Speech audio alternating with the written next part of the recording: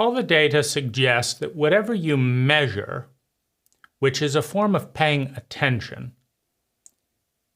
tends to change in dynamic response to measuring it. If you measure what you're eating, if you measure your goals, if you make a list of what you want to do that day and then review that list and measure, did I do it, did I not, at the end of the day, that measuring something has, in my experience with goals, I achieve 400% more of what matters if I will write daily, weekly, monthly, quarterly, and yearly goals, and then review daily, weekly. And you'd think, well, doesn't that take time? And it takes about 15 minutes a day. And so surely your productivity would go down because, if you're spending that 15 minutes a day just by measuring, those 15 minutes that you're measuring and writing the goals and doing them, you're not doing something. So surely you'd be more productive if you didn't make goals and just went out and achieved them. The reality is, the data says that 400% more important things happen in a year in which that structure is utilized because the goals are created and then the movement towards them or the failure to accomplish them is measured and is tracked.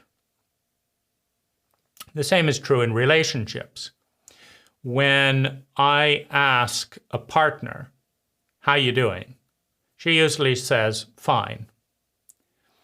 If I ask her on a 1 to 10 scale, can you tell me how loved, connected, and supported you feel by me right now? She'll often say 6, 7, 5, 3.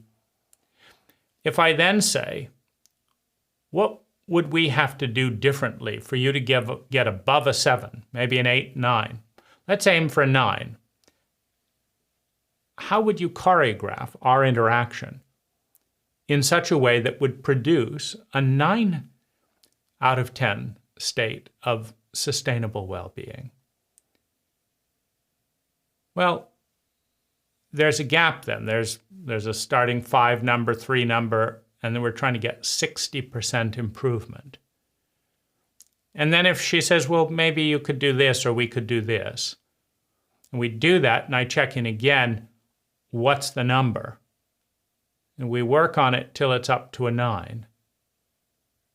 Then we've gotten up to a 9 out of 10, almost a peak experience, simply by measuring and responding. That's the power, and it's why the slogan, measure what matters, is an intelligent one. And so the goal is to measure everything important. And in order to do that, to make the protocol of measuring and sharing data and metadata as frictionless as possible. And this is where the app becomes so vital because the app can send out a community pulse. Ping, it's 12 o'clock. How's everyone doing? Mentally, emotionally, physically, sexually, etc. How are you doing? 1 to 10. And then the score of the community can be published in a graph within seconds. Everyone fills out, takes about 30 seconds to 1 to 10, 1 to 10, 1 to 10, 1 to 10, 1 to 10, 10, submit. 30 seconds later, the group's map is published in a graph trend. We're trending down as a group. As a group, we're a 4.5 out of 10.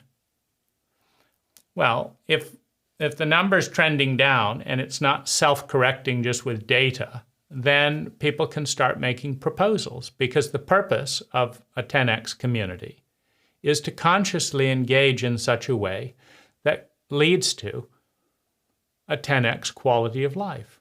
That's the purpose. And so how do we facilitate that? We might say, let's have a group circle. And all those people who are having, 5 or lower experience, let's go around the circle and hear what the cause is if we don't know already, and how we can remedy that to get the community vibe up to a desired goal. Because why not have a goal to get higher in the most important metric of human experience, which is sustainable well-being?